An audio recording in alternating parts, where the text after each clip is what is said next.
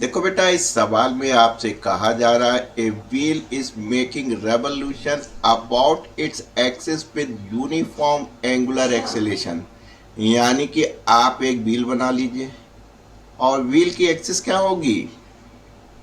Axis होगी जो centre से पास हो रही है और परपेंडिकुलर टू द प्लेन है। यानी कि जो आपका व्हील है वो इस तरीके से रेवोल्यूशन कर रहा है, यानी रोटेशन कर रहा है। स्टार्टिंग विद रेस्ट, यानी कि इनिशियल एंगुलर वेलोसिटी, जब रोटेट कर रहा है तो एंगुलर वेलोसिटी लेंगे, वो आपकी जीरो है क्योंकि रेस्ट का मतलब है जीरो। रीच 100 रेवोल्यूशन पर सेकेंड, यानी अगर हम एन लें, यहाँ पे एक बात आपको सिखाऊंगा मैं, एन रेवोल्यूशन पर सेकेंड। अगर आपको बेटा ओमेगा निकालना है तो आप बड़ा आराम से निकाल सकते हैं, ओमेगा इक्वल टू 2πn। यहाँ पे एक बात ध्यान रखिएगा, इसी सवाल में काम देगी। ओमेगा के साथ जो एन है वो रेवोल्यूशन पर सेकेंड है।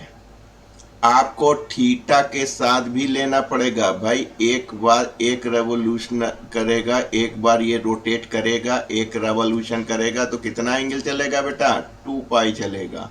और अगर 10 करेगा तो कितना चलेगा? 2π इंटू 10, उतना डिस्टेंस चल जाएगा।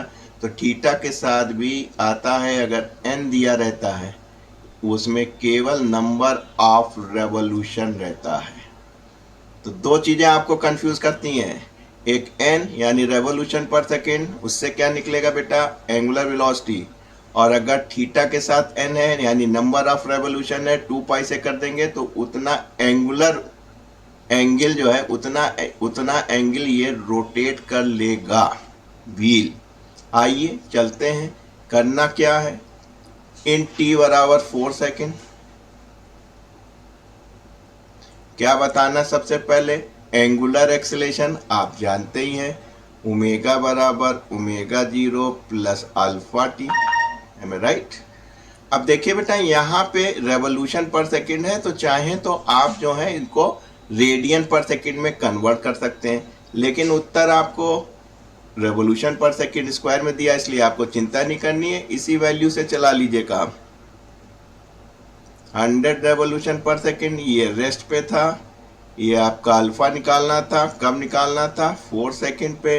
ये हो गया 25। आप कह सकते हैं कि जो एंगुलर एक्सेलेरेशन है वो 25 रेवोल्यूशन पर सेकेंड स्क्वायर। अगर बेटा रेडियन पर सेकेंड स्क्वायर दिया था तो क्या करते? 2π से इसको मल्टीप्लाई कर देते।